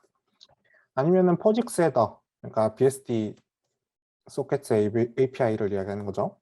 소켓에 대한 내용들을 이제 포함을 하고 있고, 그다음에 스탠다드에 관련된 표준 ANSI C에 관련된 그런 헤더들이 존재합니다. 윈32 경우에는 또 윈도우즈 경우에는 또 포직스 관련된 내용이 여기에 있고요.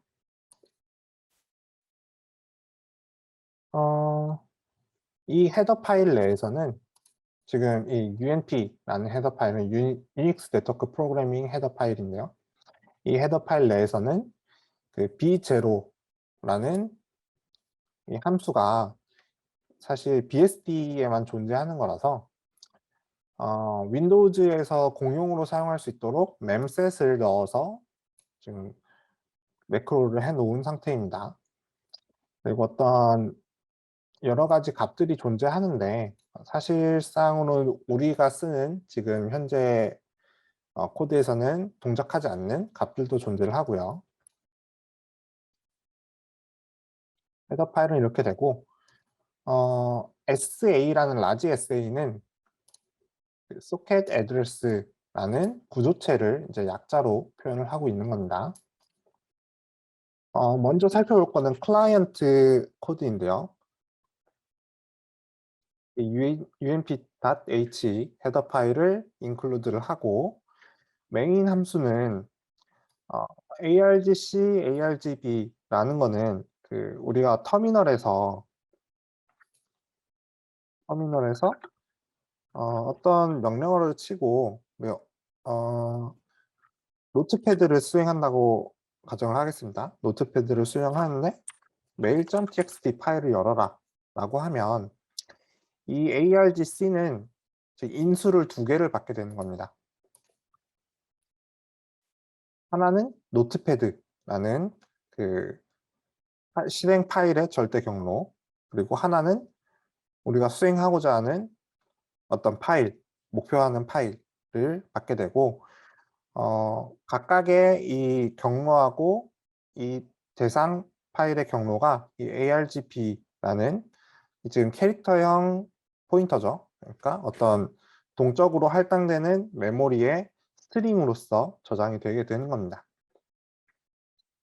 그리고 socketft, 파일 디스크립터, 소켓형 파일 디스크립터를 만들었고 인트로 된다고 됐습니다. 그리고 n은 그 시간 정보의 크기가 어느 정도 되는지, 그리고 그 값을 저장하기 위해서 어떤 버퍼를 만들어 놓은 겁니다. 시간 정보를 저장할 버퍼를 만들었고요.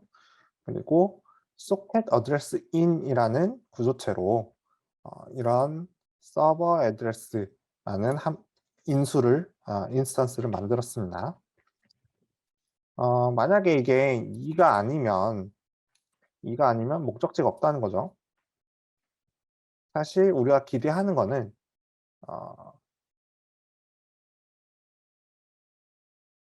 이 데이타임 TCP 클라이언트에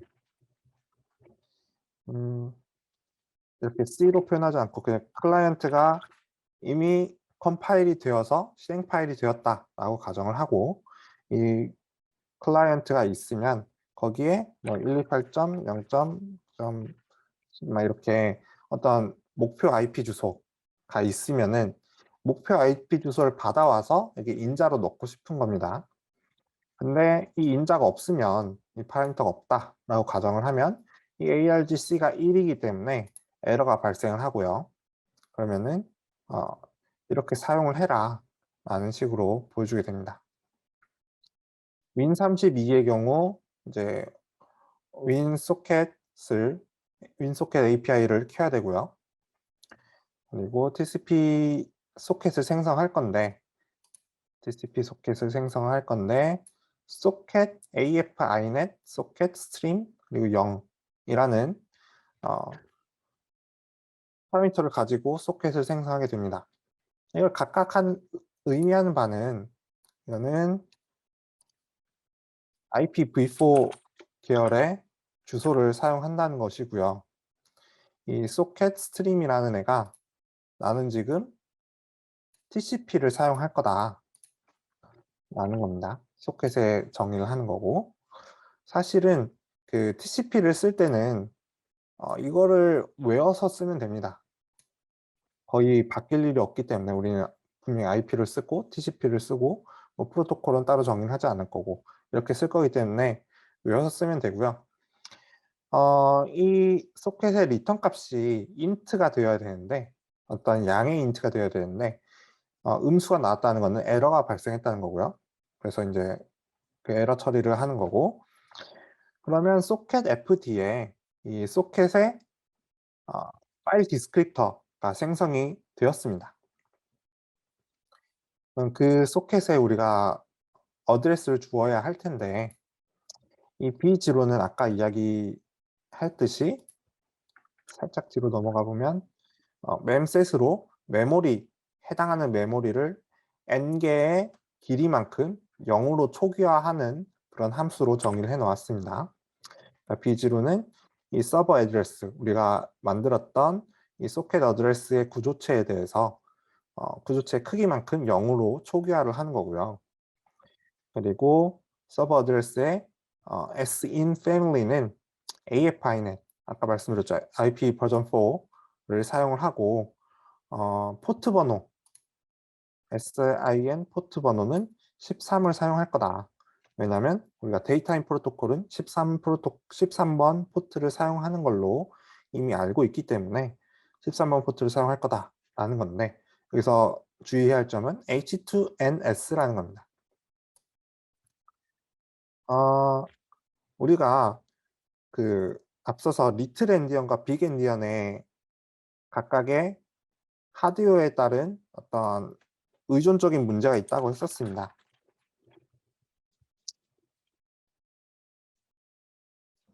네, 이 문제를 이제 H2NS, 즉 이게 무엇의 약자냐면 호스트 투 네트워크이면서 쇼트, 이거는 쇼트일 걸로 생각을 하는데, 호스트 주소인 거를 네트워크에서 허용되는 주소로 변경을 하겠다. 그러니까 이것이 호스트 주소가 리틀이든 빅이든 상관없이 네트워크 주소는 빅이기 때문에 빅엔디언으로 바꾸어 주겠다라는 함수인 겁니다. 그래서 13번으로 바꿀 거고요. 마찬가지로 우리가 다티드 데시멀로 지금 이 목표 IP를 설정을 해줄 건데, 이 목표 IP를 설정해 준 값이 이 argb1의 인수로 우리가 받아올 수 있게 되고요. 이 argb1을 목표하는 이 서버 어드레스에 sin 어드레스에 넣을 건데, 그 넣는 것을 inet p2n, 그러니까 네트워크 주소로 설정해서 넣을 거다. 그러니까 즉 빅엔디언을 바꿔서 넣을 거다라는 거죠. 이것도 마찬가지로 이제 이 다음 강의에 또 추가가 될 겁니다. 이 내용이. 에러가 있으면은 에러를 뿜어 주어라 라는 거고요. 이 서버 애드레스를 이제 그 소켓에다 연결을 해야 되는데요.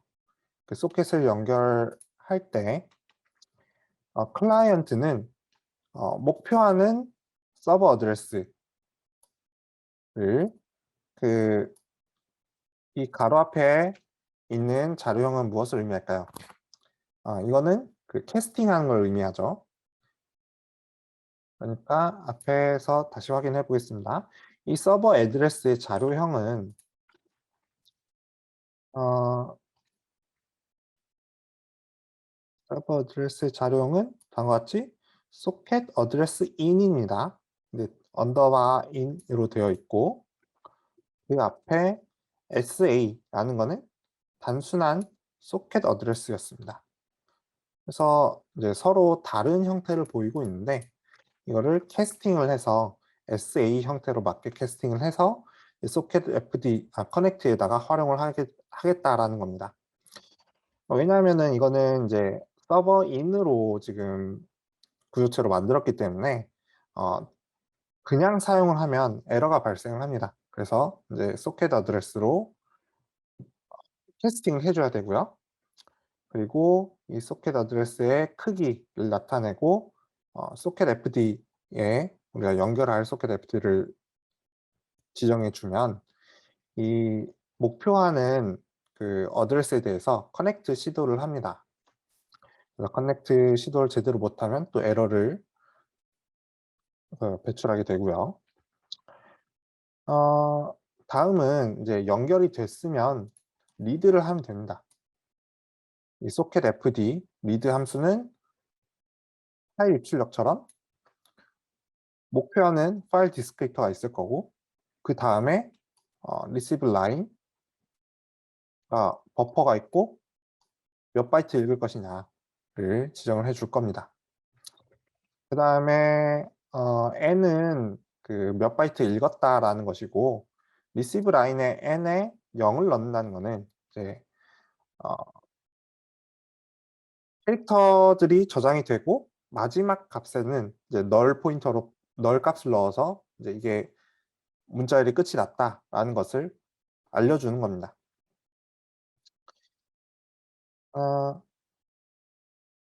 그리고 만약에 이게 엔더 파일이 발생을 하면 다시 fput 에러를 발생시키고요. 사실 그 들어오는 데이터 양이 일정하게 되어 있기 때문에 n이 충분하게 이제 리시브 라인의 그 길이가 충분히 크면 이거는 에러가 발생할 수 없는 그런 코드이기 때문에 이 상태가 발생하진 않겠지만 다른 곳에서는 엔드 파일보다 이제 버퍼보다 큰 게 도착을 하면 에러가 나겠죠. 그리고 n은 당연히 받는 바이트 수준은 양수해야 됩니다. 그래서 0보다 작으면 또 에러가 날 거고. 마지막에는 그 책에 나오는 코드로는 원래는 클로즈를 하기로 되어 있었는데 클로즈도 하지 않고 exit으로 끝내고 있습니다. 여기 맨 밑에 있네요. exit으로 끝내고 있고 그리고 만약에 윈도우를 사용하려면은 그 윈도우 소켓 API를 켰기 때문에 윈도우 소켓 API 클린업을 해줘야 됩니다. 사실 이게 뭔가 계속해서 남아서 동작을 하는 게 아니고 그냥 출력을 하고 끝나는 거기 때문에 뭔가 아까 받고 끝나는 거기 때문에 뭔가 더 동작을 하지 않아서 클로즈를 딱히 하지 않고 넘어가는 그런 상황입니다. 이렇게 보면은 굉장히 파일 입출력과 유사하다는 것을 볼 수 있는데 이 소켓 fd에 대한 거를 이미 정의를 그 fopen처럼 정의를 오픈을 한 거고요. 그 다음에 read write를 한 다음에 close를 하면 되는 그런 형태로 크게 보실 수가 있습니다. 여기 밑에 그 박스로 놔둔 거는 이 코드가 만약에 윈도우에서 실행을 하시게 된다면 이 read는 그 BSD 유닉스에서만 사용이 되는 함수이기 때문에 윈도우에서 사용하는 함수로 변경해서 사용하시라고 적어 둔 겁니다. 서버 입장에서는 서버는 시간을 알아내야 되기 때문에 지금 현재 시간을 알아내야 되기 때문에 타임 헤더 파일을 쓰고 있고요. 마찬가지로 인제 이런 것들을 쓰고 있는데 여기서는 딱히 뭐 새로운 파라미터를 받을 필요는 없습니다. 주의해야 될 점은 리슨을 위한 소켓하고 커넥션을 위한 소켓이 두 개가 독립적으로 존재한다라는 겁니다. 즉 인제 클라이언트를 기다리는 리슨 소켓하고 연결을 수립 후에 사용하는 커넥션 소켓이 따로 존재한다라는 겁니다. 그리고 보낼 내용을 저장하는 버퍼가 있고 또 서버 어드레스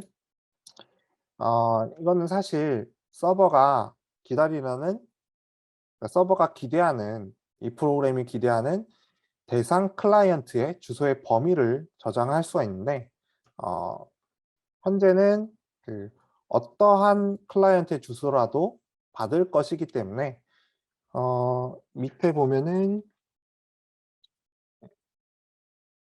이 서버 어드레스에 값을 정의를 하는 걸 보면은 in address any를 사용하고 있습니다. 이거는 0 으로 채우는 것하고 동일한데 어 서 커넥션을 요청하는 클라이언트의 주소를 어떻게 특정화하지 않겠다라는 겁니다. 마찬가지로 윈도우 버전을 위해서 인제 윈도우 소켓 API를 켜고요. 그다음에 소켓을 먼저 엽니다. 마찬가지로 AFInet 어드레스 패밀리 인터넷인데 IPv4를 의미한다고 했고요. 사실 이걸 알 필요는 없지만 어 이러한 약자를 가지고 있는 거는 인제 IPv4를 의미하는 거고요. TCP를 의미했다라고 하는 거고 뭐 딱히 이건 int 프로토콜이라는 값인데 프로토콜을 딱히 스페시파이 하지 않겠다라는 겁니다. 이런 소켓을 만들었고 이거는 리슨 용도로 만든 겁니다. 그러니까 커넥션 요청을 확인하는 용도로 만든 거고 이거는 서버 어드레스를 소켓에 바인드를 하기 위해서 내가 특정 어드레스를 지정하지 않기 위해서 그냥 IP 어드레스면서 어떠한 어드레스여도 상관없다. 대신에 포트는 13번 포트를 사용할 거다라는 거를 이제 기록을 해 놓고 listen fd 이 소켓에 바인드를 하게 됩니다. 바인드라는 거는 아까 말씀드렸듯이 소켓에 어떤 주소를 지정을 해 주고 그 소켓이 이 프로세스에서 동작할 수 있도록 하게 하는 함수라고 보면 되시겠습니다.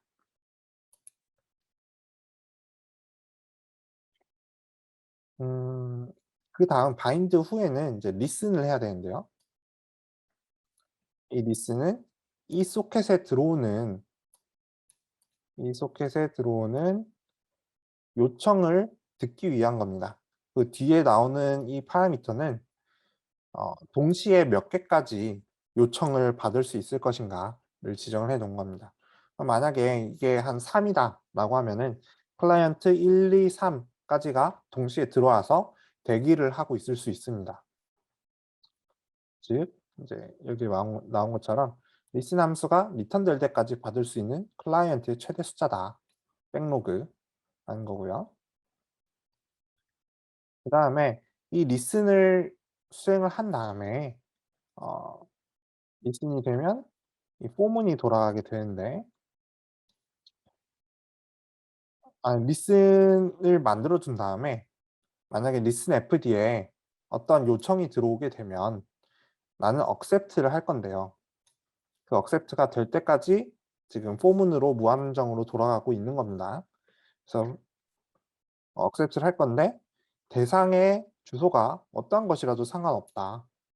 어떤 프로토콜에도 상관없는데 나는 이것을 accept를 하고 커넥 커넥션 파일 디스크립터, 그러니까 억셉트를 위한 소켓을 새로 만들어서 처리를 할 겁니다. 이렇게 보면은 이제 리슨이라는 리슨 fd에는 어 제가 백로그가 3 이라고 가정을 하겠습니다. 3 이면 C1, C2, C3 이렇게 들어올 수 있는데, 이거를 이 코드는 하나씩 처리를 하지만 각각의 이제 커넥션이 들어올 때마다 어 소켓을 그대로 사용한 것이 아니라 억셉트를 하면서 소켓을 새로 생성한다라고 보시면 되겠습니다. 새로 생성을 해서 인제 처리를 하는데, 어 이 time null이라는 함수로 우리가 그 시간을 알아내고요. 그 시간을 ctime하고 smprintf로 어떤 포맷에 맞게 이제 문자열을 만듭니다. 그 문자열을 버퍼에다 만들고, 그 버퍼를 이 커넥션 fd에다가 write를 해줄 겁니다. 당연히 인제 read write를 할 때 그 BSD 소켓에서는 먼저 파일 디스크립터를 쓴다고 했고요. 그다음에 printf처럼 형태를 비슷하게 쓰면 됩니다. 이건 fprintf가 아니죠. 그러니까 write는 이제 대상 파일 디스크립터를 적고 그 포인터를 적고 길이를 적으면 됩니다. 그 버퍼에 어떤 데이터가 들어있냐, 이게 지금 시간에 대해서 나온 결과값이 들어있고 그 모든 결과를 다 넣겠다라는 겁니다. write를 하고 close를 해 주면 됩니다. 앞에까지가 인제 어 제대로 된 그 파일 디스크립터를 얻기 위해서, 사실은 이 커넥션 파일 디스크립터를 얻기 위한 거죠. 이거는 3 핸드쉐이킹이 다 완성이 되어서 클라이언트에 소켓을 의미하는 거고요. 그 클라이언트의 소켓을 다시 닫아 주는 겁니다. 닫아 주고 마지막에는 어 이것이 끝나게 되면, 만약에 끝나게 되면 이제 클린업 exit으로 종료를 해 주게 됩니다. 윈도우에서는 이 구간을 인제 다시 샌드하고 클로즈 소켓으로 바꿔 줘야 되고요. 이거를 인제 유닉스 혹은 리눅스에서 구현을 하려면 메이크 파일로 구현을 해도 되고요. 아니면은 이렇게 GCC를 직접 명령어를 써서 이러한 C 파일에 대한 거를 오브젝트 파일 없이 그냥 이렇게 실행 파일로 만들어라 라는 의미입니다. 혹은 지금 make 파일로 작성을 하면은 make all이라는 명령어를 수행하면 이 all은 이 두 개를 수행하라는 거고요. 이 각각의 두 개가 의미하는 바는 이렇게 되고, 만약에 make clean을 하게 되면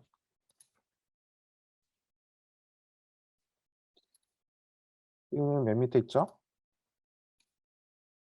이제 지울 건데 데이타임 클라이언트하고 데이타임 서버를 다 지울 거다라는 겁니다. 우리는 인제 비주얼 스튜디오를 사용할 수도 있는데, 비주얼 스튜디오를 사용하려면은 각각의 이거 지금 클라이언트 프로젝트가 잘못됐네요.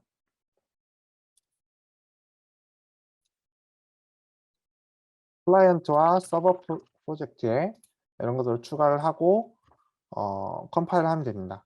근데 옛날 버전에서는 그 윈속이 이제 이미 링크가 되어 있지 않을 경우가 있을 수 있기 때문에 어 웹에서 찾아서 이제 윈속 이것을 다운받아야 되는 경우도 있고요. 일단 다운받아서 구성의 프로젝트 속성에서 구성, 링커, 입력, 추가 종속성에 이 파일을 입력을 해야 됩니다.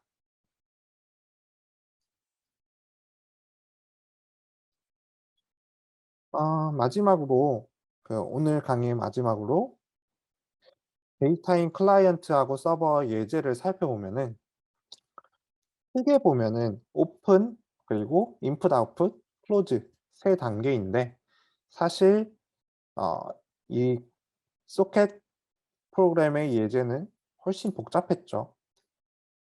알 수 없는 것들이 많았다라는 거고요. 특히 뭐 미틀 엔디언, 빅 엔디언도 고려를 해야 되고 소켓이 언제 열렸는지 뭐 어드레스도 줘야 되고 TCP인지 UDP인지도 결정을 해야 되었습니다. 이런 것들을 인제 비교를 해 보면 안시시하고 유닉스 스타일의 어 파일 입출력을 보면은 안시시는 우리가 파일형 포인터를 사용한다고 했고요. 유닉스 스타일에서는 그냥 단순히 그 번호표를 뽑아서 사용한다고 했습니다. 그리고 BSD 소켓도 이런 번호표를 사용을 합니다. int. 서버 모델에서는 그 리슨하고 accept를 위해서 두 개의 소켓을 사용한다고 했고요. 음 이 바이트하고 연결 IO들이 있고, 그다음에 윈속에서는 자기들이 인제 소켓이라는 어떤 구조체를 사용하기도 합니다. 중간에 그 내용을 보면은 FOP는 그냥 똑같고요. 대신에 소켓 클라이언트 측면에서는 그냥 소켓을 열고 목적지에 커넥트를 하면 됐습니다. 네. 그 서버 측면에서는 소켓을 열고 그 소켓에 어떤 주소를 받을 것인지 이제 바인드를 열고요. 그다음에 리슨을 한 다음에 리슨에 어떤 연결이 들어오면 그걸 accept 처리를 해 주고 이 커넥션 파일 디스크립터를 생성을 하고 거기에 대해서 인제 receive, send 파일 입출력을 수행을 하면 되겠습니다. 이거는 다 유사를 하지만 살펴본 거는 인제 어 직접적인 그 파일 디스크립터는 이 빨간색으로 쳐 준 내용이 되겠습니다. 만약에 뭐 시험에 나올 거라고 한다면 어 앞에 나왔던 그 TCP의 소켓 함수들의 흐름이 어떻게 되는가를 뭐 빈칸으로 낼 수도 있을 거고요. 아니 그거는 당연히 노 오픈북인 때의 얘기지만 오픈북일 때는 또 문제가 달라지겠습니다. 어쨌든 관찰 첫 번째 거는 각각의 소켓들이 이런 차이점이 있다라는 거고, 관찰 두 번째에는 우리가 그 소켓 어드레스 인의 변수들을 설정할 때 13 이라는 걸 썼는데 이거는 사실 데이타임 프로토콜이 13의 프로토콜을 쓰고 있기 때문에 좀 더 축약하기 위해서 썼다. 그러니까 클라이언트에서 IP만 썼다고 그 명령어에 IP만 추가를 했다고 해서 IP만 가지고 되는 게 아니라 포트도 같이 설정을 해야 된다는 겁니다, 소켓을 만들 때. 그걸 주의하시라는 의미고, 관철 3 에서는 in address any라는 걸 의미해서 어 어떠한 IP 주소로 들어오는 것이나 모두 승낙한다는 의미였는데 서버가 하나의 랜 카드만 있지 않고 여러 랜 카드가 존재할 수 있습니다. 그러면은 그림을 그려보면은 그냥 단순히 서버가 있고 랜 카드가 두 개가 있다고 칩시다. 그래서 여기는 뭐 한국에서 들어오고 여기는 중국에서 들어오는 인터넷이다라고 했을 때 뭐 국가적 차원에서 정책으로 한국 것만 받아들여야 된다라고 하면은 나는 이 서버 프로그램, 이런 경우는 그런 게 있죠. 게임 같은 경우에 국가적 차원에서 심의를 통과받지 못해서 중국에서는 서비스를 하지 못하는 게임이다라고 하면은 이 사람들은 어차피 VPN으로 이렇게 들어올 테지만 어쨌든 한국에서 연결된 그런 랜 카드로만, 그런 한국에서 연결된 IP로만 들어오는 연결만 서비스를 받겠다라고 할 때는 그 서버 어드레스를 다르게 설정해 줄 수도 있습니다. 여기까지 오늘 강의였고요. 이번 주 내에 그 와이어샤크를 이용한 과제 요청서가 올라올 겁니다. 그래서 과제를 해서 보고서 형태로 작성을 해서 업로드를 해 주시면 되고요. 기간은 한 3주 정도 드리려고 하고요. 그리고 강의 중간 평가를 제가 다른 강의도 이렇게 받아 봤는데 어 "강의 내용이 너무 많다."라는 의견이 있어서 이제 속도를 좀 줄여서 진행을 하려고 하고요. 마이크 음질이나 뭐 발음 문제도 있다고 해서 그 마이크를 지금은 이제 옷에 부착을 했는데, 전에는 이렇게 멀리 떨어뜨려 놔서 부착을 해서 좀 그런 문제가 있었는지 모르겠습니다. 그리고 그 발음 문제는 최대한 제가 그 강의 자료에 나와 있지 않은 그런 용어들은 적으면서 강의를 하도록 하겠습니다. 모두 수고 많으셨습니다.